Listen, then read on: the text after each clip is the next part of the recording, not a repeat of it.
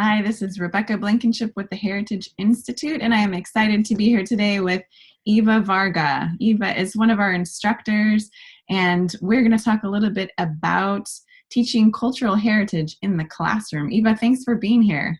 Thank you so very much for inviting me. How can teachers get students excited to learn about their own cultural heritage? Well, when I was growing up, my grandmother would always make lefse, traditional Norwegian flatbread, every Christmas and Thanksgiving. And this inspired within me, curiosity about my ancestral background.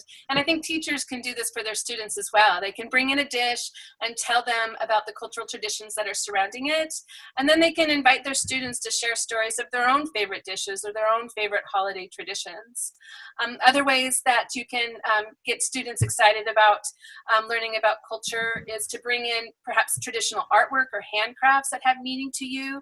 Find examples of handwork that's been done by the cultures representative of your students, and to encourage the students to seek out these examples from their own family. Maybe they can even invite a grandparent or a special neighbor into the classroom to give a talk about a hobby that they have. You can read books with diverse characters and just immerse your children, your students in various cultures, trying out, different ethnic dishes, and maybe even visiting a local multicultural festival if there is one available. Those are great ideas. I love those. Thank you very much. And tell us a little bit about what can that curiosity and knowledge of cultural heritage do for them?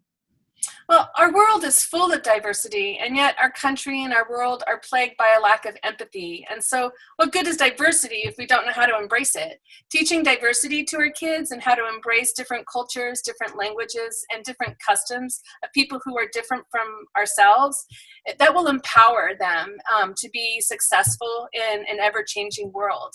But embracing others doesn't mean, a total acceptance of their ways. It means finding value in our differences, and there's many ways that we can embrace this diversity.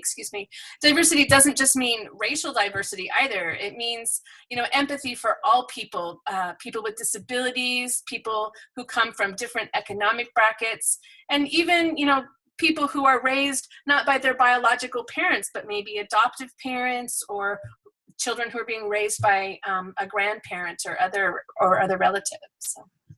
Thank you very much. I can see how this lesson would definitely cross over to other areas of empathy. And thank you for all of your ideas. And thanks for being here with us today.